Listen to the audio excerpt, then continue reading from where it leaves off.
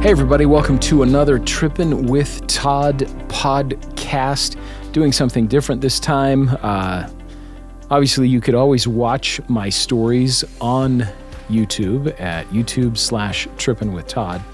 But this time, I am not doing a random story. I'm interviewing somebody I know. So you can watch the whole podcast from start to finish, including what I'm saying now, on YouTube/TrippinWithTodd. And you can listen to it, obviously, wherever you listen to your podcasts. That's Spotify, TuneIn, Stitcher, Apple, you name it. There are more. I don't remember them all. But this podcast not brought to you by some fancy brand. If you want to sponsor this podcast, get in touch with me. TrippinWithTodd@gmail.com. So I'm interviewing somebody I know, and that's different from my normal shtick, but I said I would do that once in a while on these podcasts. And this is somebody that isn't super well known, but he should be, and he probably will be someday. This is somebody who is incredibly talented, very creative, and I worked with him on a project. It's been a while now. I've known him for a couple of years. Just worked with him on one project, but immediately we clicked really well, and this project went really well, and we're both really pleased with how it turned out. So his name is Roger Seng. It's S-E-N-G. It's actually Seng Tavicha, but that's really hard for people to say. I'm a professional speaker, so I can say words like that. But it's just Roger Seng for everybody else. And he's a Salt Lake City, Utah native, father of 3, husband of 1. And he owns his own creative agency called Salt City Garage. He's a YouTuber. He's a podcaster. He is passionate about video and audio and tech and fashion. And the cool thing is he does all of this while having a full-time job. So for all of you out there who are wishing, boy, if I could just have a side gig, and start that YouTube channel or start that podcast or do whatever, he proves that it's possible. And he has some great advice as to how you can do it, how you can pull it off, maybe why you should do it. He tells why he does it, why it's important for him to do this in his life. So here is my interview with my friend, Roger Seng. Roger, hello. Thanks for being with me. Thanks for having me on the podcast. You on bet. The show. Yeah, on the show, on the Toddcast. See what Why I are you did there? calling it Trippin with Todd when it could be the Toddcast? I looked, and there are a lot of Toddcasts. Oh, okay. Anybody named Todd is going to call their podcast the Toddcast. True, So yeah. I'm not that original if I call it the Toddcast. I thought it was pretty good. It was clever. Yeah, but I'm excited to have you here because I know you and you're nice to me. That's always nice. Those are 2 things that I have going for me when I interview somebody. And you're a creative. And that is an interesting word in 2019. What does that mean to you, to be a creative? I think that there's words that are so overused, like creator. I still love using creator because it's a great word, and it does ultimately define what it is somebody does, is create stuff. But there's words like that, words like hustle, side hustle. I think that the word hustle in particular has been overused to where it's cool, where we talked about a well-known figure that we like to listen to. He started replacing that word with work, because it's really just work, putting in the work. Are you familiar with The Roots, the band The Roots? No. Okay, they currently have the gig since Jimmy Fallon started his late night show. They're the band for Jimmy Fallon's show. Okay. Well, the drummer, they're amazing. They can just play anything at any time together. They're so in sync creatively together.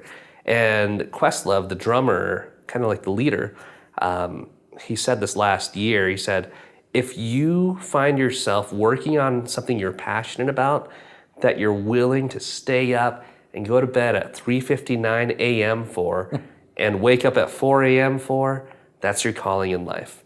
So with the stuff I create, like my YouTube channel or my podcast or any other media projects I do, I don't know, Todd. I don't know why or what the outcome is. I'll be able to tell you in 10, 20, 30, 40 years the why, but right now I just have that passion that drives me of why I need to do it.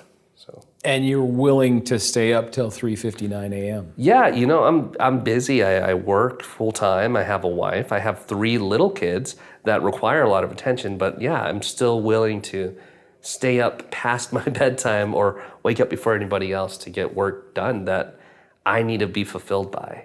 I think that essentially in our lives, we're going to work jobs and do our daily things. But what is that thing that you do that truly fulfills you? I think I'm in that stage. Maybe it's a quarter life, third life crisis or not, but that's where I'm at is what is it that's fulfilling me? And I want to digress for just a second. His name's Questlove? Yeah, his name's Questlove. Yeah. I don't know his real name. He has a big afro, has a pick all the time, has the best smile. I've seen him. Yeah. But he's a phenomenal artist in many aspects. And yeah, that quote just always stood out to me that you just be willing to do whatever for it is your calling. And it's not a job. Exactly. If you're that passionate about it. Yeah. Yeah, we talked about how, all of my creative styles, all of my creative disciplines, I have a lot of them now, as do you. And I've turned it into a business to where I'm able to be an agency, a service for other people, but I'm not fulfilled because it's not mine. It's great because you could utilize those talents to help other people and pay the bills, but ultimately, as an agency, as a creative, if you're going to be freelancing or whatever, I think you just always got to remember it's not yours. It's not your product. So that's why I have these projects I work on that I can truly call mine and I'm passionate about. And you have to have all those skills. You do. They connect. A lot of people go into video production and they call themselves a creator. Well, if you're in video creation, you got to learn that there's color, there's sound. Sound is half of the picture. Yeah. So if you don't have good sound, there's no way your video is going to be as good as it should be. Video, sound, color, there's so many different aspects of it. I started in high school. One of the things I started with was audio. And I used a little tape recorder. This was around the time that Home Alone 2 came out, and there was the little tape recorder, Mm-hmm. And I would have a little radio show on my tape recorder, and that evolved eventually to go into music. And I wasn't good at music, but I loved producing it. And I just remember recording songs under a blanket. I learned that if you have a blanket or something to diffuse the sound, diffuse the echo, you get a sharp, crisper sound. And those are things that you just have to know, that you just learn along the way, that an element of audio will be used in video. And then there's other aspects that go into that. And video could be part of a whole social media campaign. So do you know how to do social?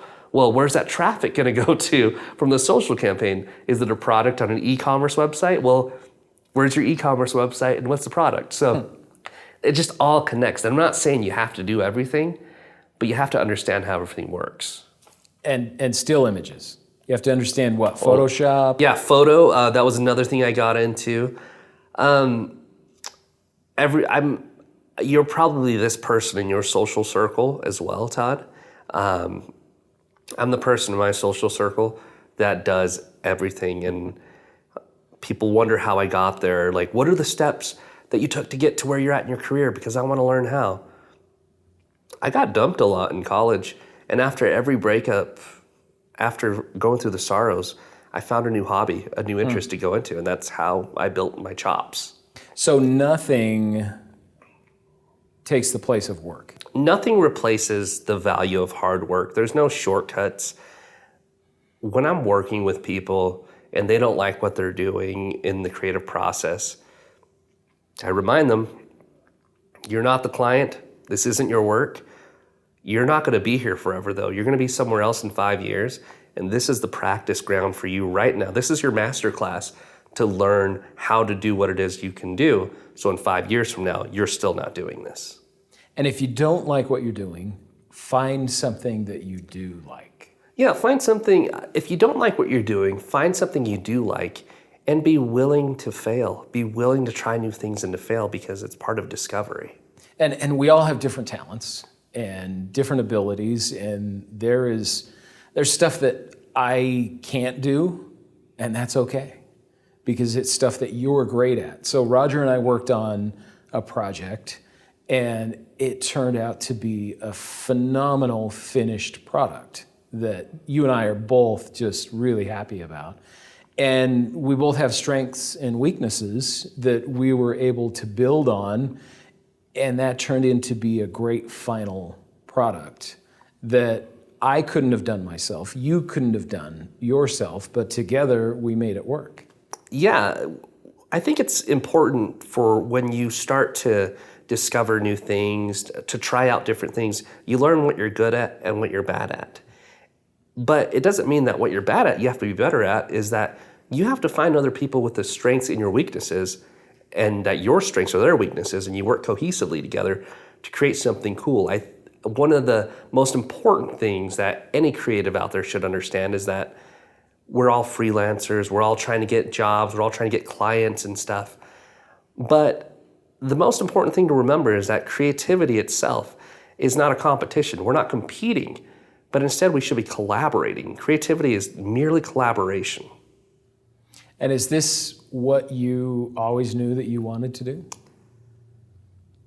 I'm gonna go as far back as I can remember. Playing with Legos as a kid, taking my dad's VHS camcorder when I was 10 and making Lego movies. I think I'm close. As a kid, I always wanted to be a filmmaker. I wanted to make movies. But as technology evolves, as our attention evolves, I understand now that the silver screen isn't the end goal. I mean, you can make a living off YouTube these days. The real important thing is, do you have the right story and are you making the right content? And I think that where I am in life right now with a wife and a home and 3 kids and a job, I'm actually exactly right in the place of where I thought my life would be at. Never would I think that I would have gotten here the way I did, but I'm here, and yeah, it's interesting how life worked out. And are you consistent in that content creation? I go through waves in the content creation. You go through waves of being really excited about what you're creating, and you work on it, you create it.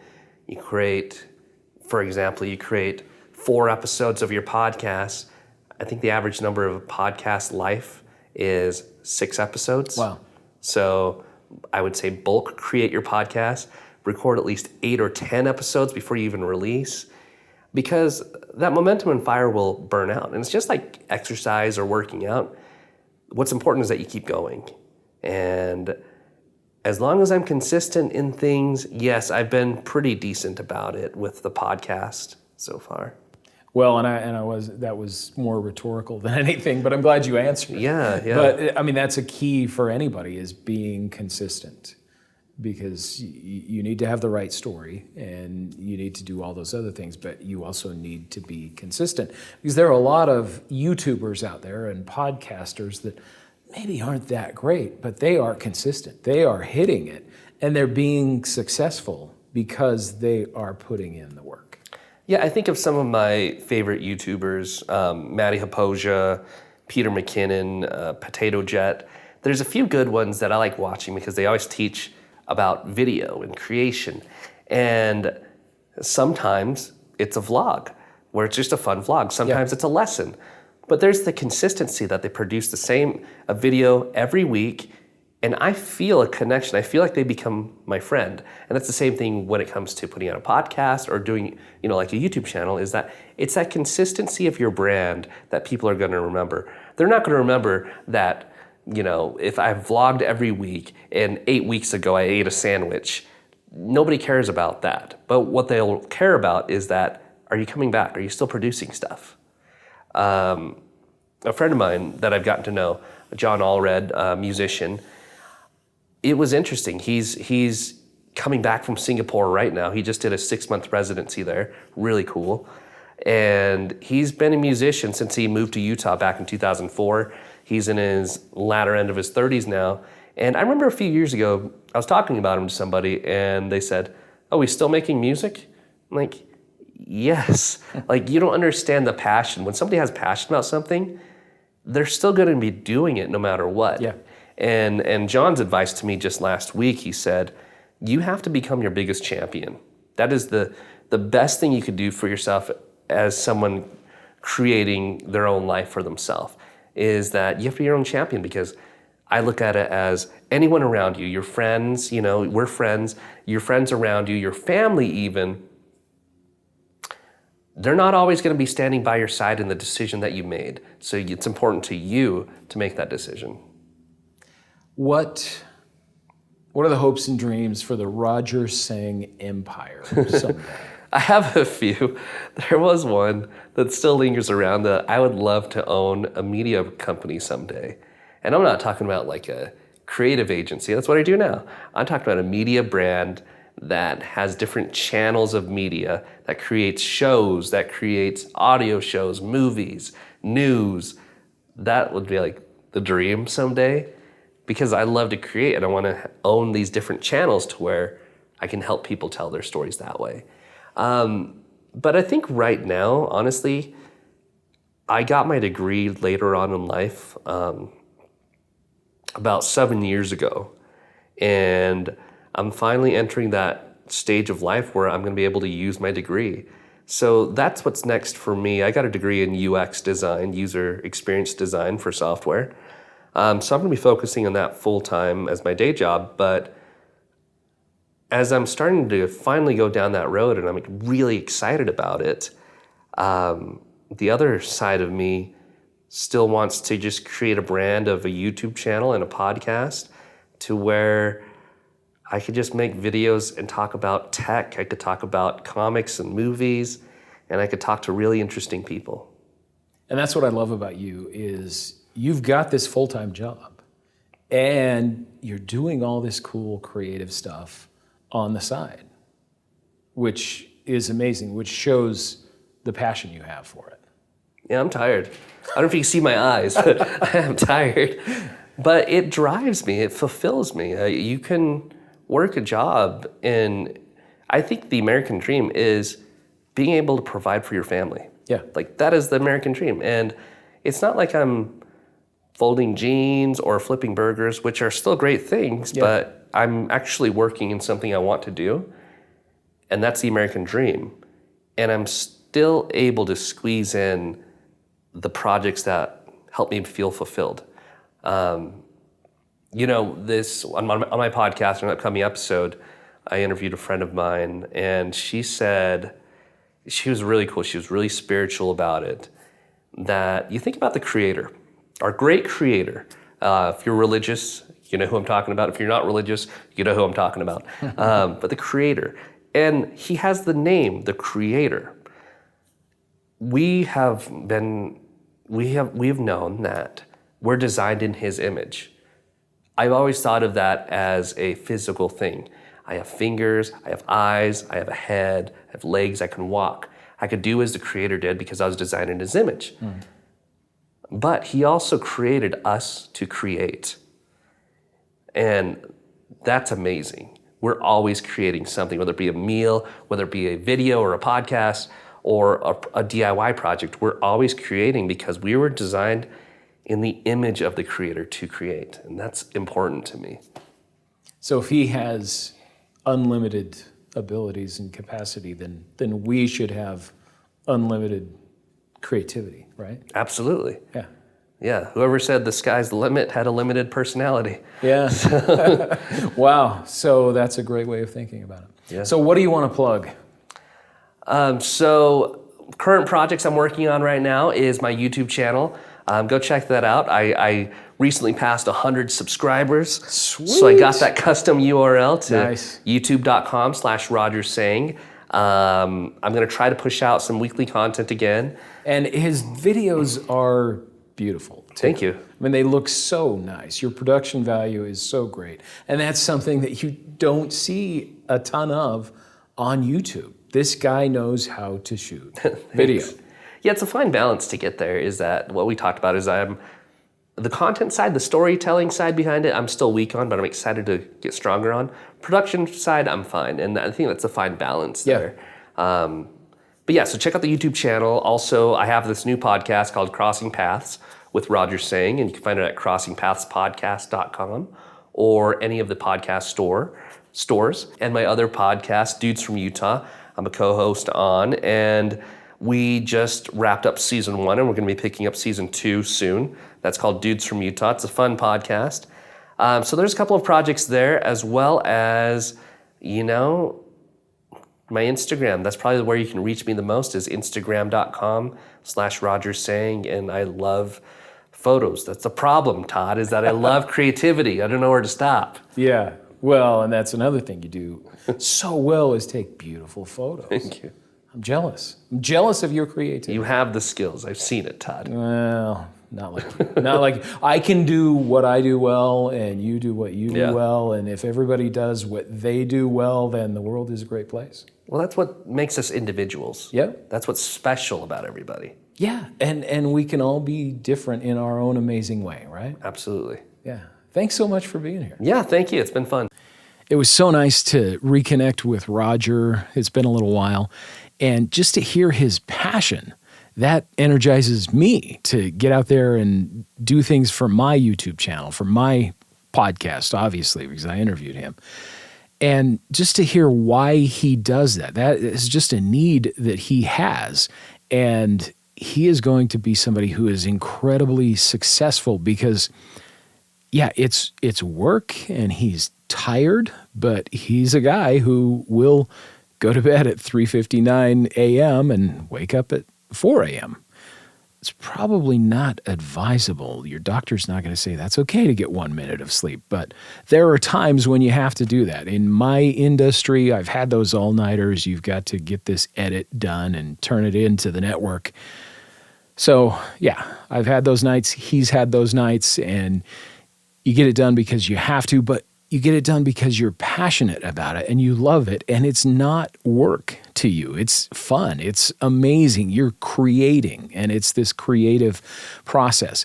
And maybe you're not in a creative field, but hopefully you're in a field, you're doing something that you love, that you just enjoy doing. Maybe it's customer service, maybe it's sales, and you just are jazzed about going to work and having that experience every day. And I always say, like I said in the interview, if you don't love what you're doing, then find something else to do that you can love, or find a way to love what you're doing. And there was a time in my job years ago as a news reporter and anchor, and people looked at me and were like, you got the best job in the world. You're a news anchor boy. And I was miserable. And I realized it was something within me that needed to change. It was personal. I needed to change things within me. So I did. And when I did, I was much happier, and my work got so much better. So you can find a way to be happy in whatever situation you are in. Great interview with Roger. So happy that we could do that. And thanks to you for listening. Maybe you're watching this podcast. You're Trippin' with Todd. See you next time.